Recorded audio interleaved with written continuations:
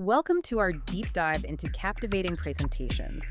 We're using Talk Like TED by Carmine Gallo as our guide, and we're also going to be looking at some of the TED Talks that he references. It's really about helping you become a more persuasive and engaging speaker.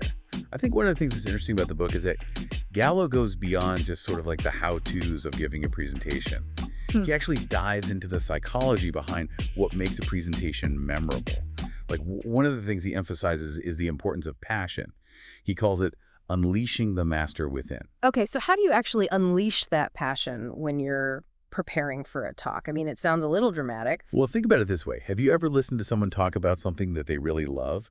You can just feel that energy and excitement, and it's kind of contagious. And that's what Gallo's getting at here. When you're genuinely passionate about your topic, it resonates with the audience on a much deeper level. So it's less about theatrics and more about tapping into that genuine spark. Exactly. Yeah. Like take Cameron Russell's TED Talk about self-esteem in young girls. Now she's a successful model, but her true passion lies in helping young girls develop a healthy self-image.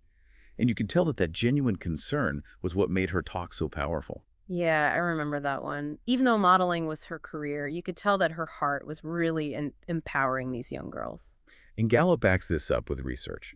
He mentions a study by Melissa Cardin. She's a professor at Pace University, and she found that genuine passion enhances commitment, and it outright creates a deeper connection with the audience. Like if you think about it from the perspective of investors or customers, they can sense when someone is truly invested in their idea versus just going through the motions. So finding that personal connection to your topic is crucial. But what if you're presenting on something that maybe doesn't initially seem all that exciting? How do you find that passion? That's a good question. Even if the topic itself isn't your lifelong passion, there's always some angle or some specific aspect that you can find fascinating or that really resonates with your values, you know? So Right. focus on that. Think about why you're sharing this information and what you hope the audience will gain from it.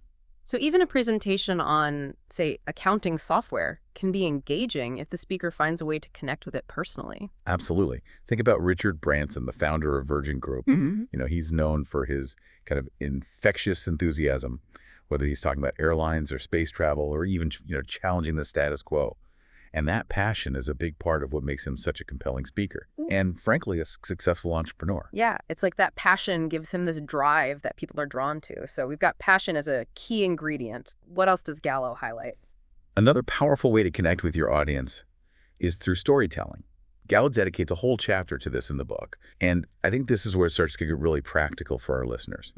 Okay, so how do you effectively incorporate storytelling into your presentations? I mean, isn't there a risk of it feeling kind of forced or going off topic? It's all about finding the right stories and weaving them in organically. Gallo uses Brian Stevenson's TED Talk as a great example. Stevenson's talk was about social justice, and Gallo found that a significant portion of his presentation was dedicated to storytelling. And it was incredibly effective in conveying the human impact of his work. Yeah, that makes sense. Stories have a way of drawing us in and making us feel that empathy and connection. Right. And think about it historically. Like way back in ancient Greece, Aristotle identified pathos, which is the appeal to emotion, as one of the key elements of persuasion.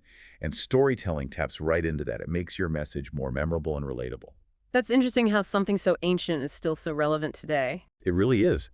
And, we're not just talking about theory here. Gallo actually points to scientific studies that have used fMRI scans. And they show that when we hear stories, different parts of our brains light up. It helps us to connect with the speaker and actually agree with their viewpoint. It's like a neurological shortcut to persuasion. Wow, so there's actual science behind the power of storytelling. That's pretty fascinating. Right. There are so many great examples of this. Like think about Dan O'Reilly. He's a behavioral economist. And he starts his TED Talk with this gripping personal story about his time in a burn unit. And it just immediately draws the audience in before he even gets into his research on irrational decision-making. So think about how you can apply this to your own presentations. Maybe you have a personal anecdote that really illustrates a key point or a case study that brings your data to life. So it's about finding those human touch points, those stories that make the information more relatable and stick with people. Exactly. And Gallo also points out that stories are actually more likely to be picked up by the media. Like he tells this great anecdote about a congressman who was struggling to get his talking points across in interviews. But then he started sharing this personal story about his mother, and it completely resonated with the reporters, and it actually made it into the news. That's a great takeaway. It's not just about informing the audience, it's about finding ways to make your message stick. And stories can be particularly effective when you're trying to explain abstract concepts. Hmm. Like, think about Sir Ken Robinson's famous talk about creativity in education. He uses the story of Gillian Lynne, the choreographer of Cats, and Phantom of the Opera to illustrate how different minds work. Oh, yeah. The one where they thought she had a learning disability, but she just needed to move her body to learn? Exactly. It just brought that concept of different learning styles to life in such a powerful way. So as you're preparing your next presentation, think about the stories that you can weave in. What experiences have shaped your understanding of the topic? What anecdotes or case studies can you share that will help bring your points to life for the audience? That's a great point. It's not just about finding any story, it's about finding the right stories that enhance your message. Now, moving beyond content, Gallo also emphasizes the importance of body language and delivery. It's not just about what you say, it's about how you say it. He makes it clear that appearing natural and conversational is crucial for building that trust and connection. So are we saying just wing it then? I mean, surely there's still a need for preparation and practice. Of course, preparation is key. Yeah. But he uses Amanda Palmer's TED Talk as a great example. Her talk comes across as effortless and conversational, but in reality, she spent a ton of time preparing and practicing to make it seem that way. It's a good reminder that even seasoned performers put in the work to make it look natural. Yeah, it's like the old saying, practice makes perfect, or at least gets you pretty close. Exactly. And Gallo actually breaks down the components of effective verbal delivery: rate, volume, pitch, and pauses. He even shares insights from his experience recording audiobooks. And he points out that the ideal rate for comprehension and recall is about 150 to 160 words per minute, which is actually slightly slower than a typical conversation. So even though we want to sound natural, we might need to consciously slow down a bit to make sure the audience can actually follow along. Yeah, sometimes. He also points out that in a live setting, you can probably speak a bit faster than you would for an audiobook because you have all those other layers of communication, like your gestures, expressions, the energy of the room. It all contributes to a more dynamic experience. Makes sense. And speaking of gestures and expressions, what does Gallo have to say about body language in general? He emphasizes how important it is. Like, he talks about Colin Powell's military background and how Powell's training really instilled in him this importance of standing tall, making eye contact, and speaking with authority. And this translates into this really commanding presence during his presentations. So it's about projecting confidence, even if you don't necessarily feel it on the inside. That's where it gets really interesting. Gallo actually introduces this concept of faking it till you make it, which is based on the research of social psychologist Amy Cuddy. Oh, I've heard of that. Didn't she give that TED Talk about power poses? That's her. Yeah. And her research suggests that even if you don't feel confident, adopting a confident posture can actually change your perception of yourself and how others perceive you. So how can people apply this to their own presentations? Well, before your next presentation, try spending a few minutes in a power pose. Stand tall, shoulders back, chin up. It might feel a little silly at first, but Cuddy's research shows that it can actually lead to hormonal changes that increase feelings of confidence and decrease stress hormones. Wow, that's pretty incredible. Our body language can actually influence our minds. It can. And Gallo even highlights the presentation style of Janine Shepherd. She gave a TED Talk about overcoming this debilitating accident. And she actually sat in a chair for a portion of her talk. But her posture, even while seated, conveyed resilience and strength.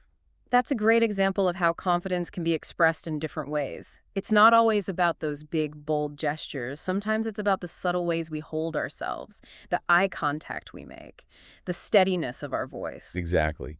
It all ties back to that emotional connection that we were talking about earlier. When your words and your body language are aligned, it creates a sense of authenticity and congruence that makes your message that much more impactful. So we've covered passion, storytelling, body language. That's already a lot to think about. It is. But remember, it's not about trying to be someone you're not. It's about finding your own unique voice and style and letting your passion shine through. So we talked about the importance of passion, storytelling, body language. What other insights does Gallo offer to help us create presentations that really stand out? Well, in the next section of his book, Gallo focuses on this element of surprise. He emphasizes the need to present information in a novel way, even if it's something the audience might already be familiar with. It's about giving them those aha moments that spark their curiosity and make the information stick. Yeah, I can see how that would be so important, especially today when we're constantly bombarded with information from all sides. How can we make our presentations stand out from all that noise? Gallo actually connects this to the way our brains are wired. He explains how the brain craves novelty, and it releases dopamine when it encounters something new and exciting. He even calls dopamine the save button in the brain, because it makes information more likely to be remembered. So it's not just about having good content, it's also about packaging it in a way that captures attention and makes it memorable. Exactly. And he cites the work of Judy Willis. She's a neurologist who has done a lot of research on how the brain learns. Think about it this way. Have you ever noticed how you're more likely to remember something that made you laugh, or surprised you, or challenged your assumptions? Oh, definitely. Those are the things that tend to stick with you. Right. And Gallo shares some fantastic examples of TED Talks that do this well. Like, remember Robert Ballard, the deep sea explorer? Oh, yeah, the one who discovered the Titanic? Yeah, that's him. But in his TED Talk, he went beyond just, showing pretty pictures of the ocean. He presented these fascinating facts that really challenged the audience's assumptions about the distribution of resources on Earth. He kind of opened up this whole new world and made people realize how much we still don't know about our own planet. Yeah, I can see how that would be so much more engaging than just a dry lecture about oceanography. Right. And then there's Hans Rosling, the master of data visualization. He took these complex statistics on global health and poverty trends and transformed them into these really dynamic animated visuals that were both informative and entertaining. His presentations were so captivating. It was like watching data come to life. Exactly. Oh. And Gallo takes this concept a step further with the idea of what he calls jaw-dropping moments. These are those moments that are shocking, surprising, or impressive that create this lasting impact on the audience. He argues that these moments tap into the way our brains process and store memories. So it's about creating those wow moments that people will remember long after the presentation's over. Precisely. And he explains how emotionally charged events, whether positive or negative, are encoded more vividly in our memories. It's kind of similar to how we remember like flashbulb memories. Those really vivid recollections of where we were and what we were doing during really significant events. Like where you were when you first heard about 9/11. Exactly. And Gallo cites research by Rebecca Todd. She's a psychology professor at the University of Toronto. And she found that when we're emotionally aroused, our brains release norepinephrine and stress hormones. And these actually enhance memory formation. So creating those jaw-dropping moments isn't just about entertainment. It's actually about making sure your message is truly memorable. Right.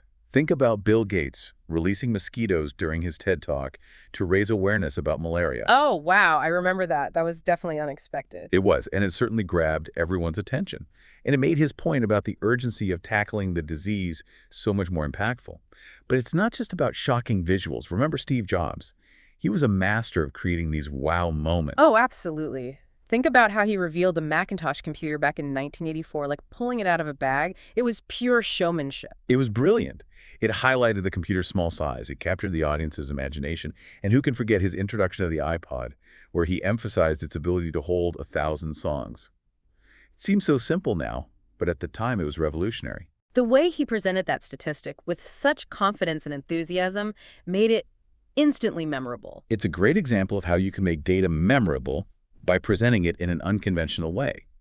Gallo also points to Apple executive Phil Schiller's presentation of the iPad mini, where he compared its thinness to a pencil. Well, that's clever. It makes the statistics so much more concrete and relatable. Exactly. So as you're planning your next presentation, think about how you can incorporate those jaw-dropping moments.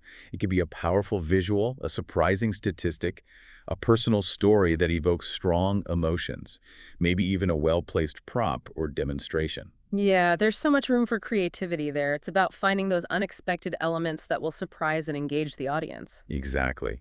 And speaking of structure and pacing, Gallo devotes a whole section to what he calls memorable delivery. And he starts by discussing the importance of what he calls the 18-minute rule, which is the time limit for TED Talks. Ah, yes. That's a constraint that some speakers might find challenging, especially if they're used to giving much longer presentations. Why does Gallo advocate for keeping it short? He cites TED curator Chris Anderson, who believes that 18 minutes is kind of the sweet spot. Hmm? long enough to delve into a topic, but short enough to keep people engaged.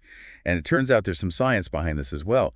Gallo introduces the concept of what he calls cognitive backlog. Is that like information overload? Like our brains can only handle so much information at once? Exactly.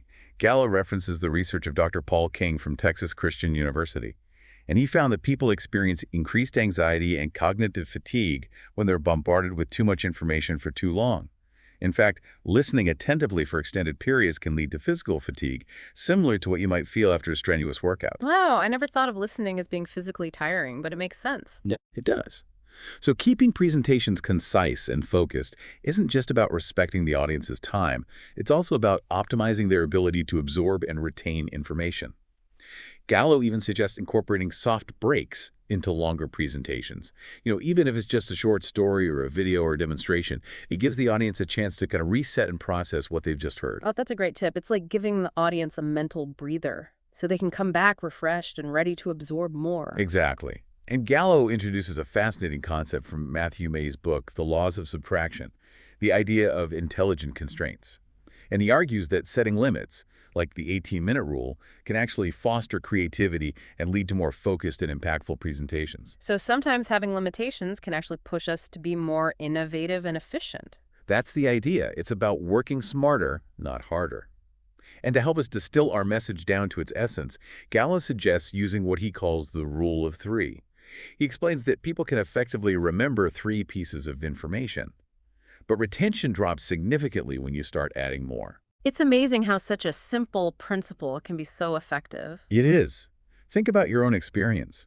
Are you more likely to remember a list of 10 items or 3 key takeaways? Oh, definitely 3. It's so much easier to manage and recall. Right. And Gallo provides several examples of TED Talks that effectively utilize the rule of 3.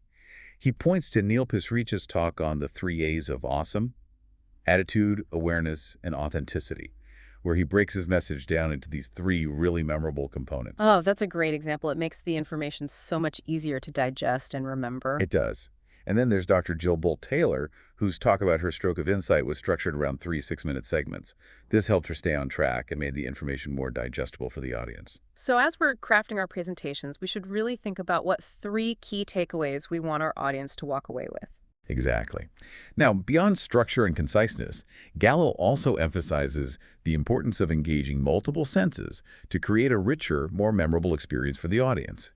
He calls this multimodal learning, which essentially means incorporating visual, auditory, and even kinesthetic elements into your presentation. So it's about moving beyond just the typical PowerPoint slideshow and finding ways to make the presentation more immersive and engaging. Precisely.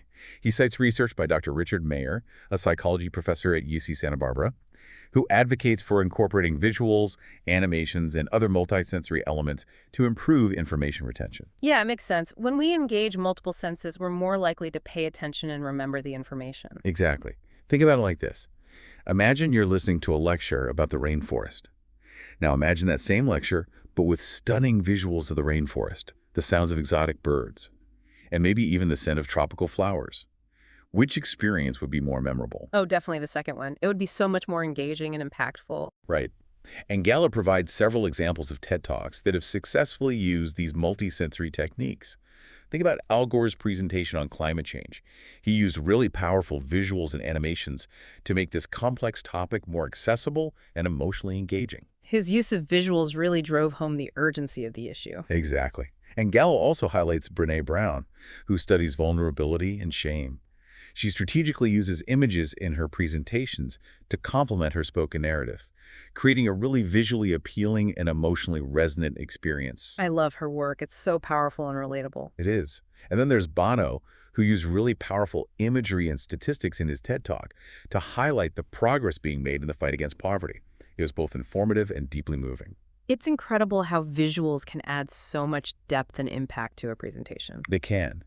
And we can't forget Chris Jordan, the photographer and artist who creates these massive, striking visual representations of statistics. He turns dry data into these really emotionally impactful art installations that make you think. That's such a creative way to make statistics come alive and resonate with people. It is. So as you're planning your next presentation, think about how you can incorporate these multisensory elements. Could you use images, videos, music, props, or even interactive exercises to create a more immersive experience for your audience? These are all such great ideas. It really pushes us to think outside the box and find those creative ways to make our presentations more engaging and memorable. Exactly. And it brings us to Gallo's final point, which he calls stay in your lane. What does he mean by that? It's about being authentic, sharing your unique perspective, and not trying to be someone you're not. He emphasizes the importance of finding your own voice and speaking from the heart. So it's about embracing our individuality as speakers and letting our authentic selves shine through. Exactly.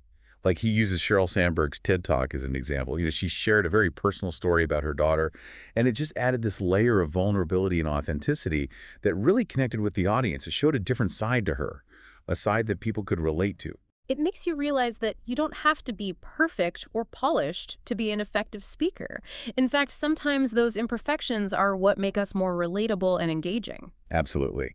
And Gallo reminds us that even the most seasoned speakers often started out feeling, nervous or unsure of themselves. He talks about Joel Osteen, the pastor of Lakewood Church, who admitted to being, scared to death before his first sermon. And even Richard Branson, the ultimate entrepreneur, had some early public speaking mishaps. It's encouraging to know that even those who seem like natural-born speakers had to overcome their fears and develop their skills over time. Right. It's a reminder that we all have room to grow and improve. Gallo's message is that we all have a story to tell, a unique perspective to share. It's about embracing that authenticity and speaking from the heart. I think that's such a powerful message. It takes the pressure off trying to be perfect and allows us to focus on what truly matters, connecting with our audience and sharing ideas that can inspire and make a difference. He encourages us to focus on connecting with the audience, not trying to impress them. It's about being genuine, passionate, and willing to share our true selves. So as we wrap up our deep dive into Talk Like TED, what's the one key takeaway you hope our listeners will remember? I think the most important thing is to remember that presentations are about more than just conveying information. They're about connecting with people, inspiring them, and leaving them with something to think about. And by incorporating passion, storytelling, multisensory elements, and authenticity, anyone can create presentations that truly captivate and inspire. It's been a fascinating exploration of the art of public speaking. So to our listeners, as you prepare for your next presentation, remember to tap into your passion, find those compelling stories, and let your authentic self shine through. You have the power to create something truly memorable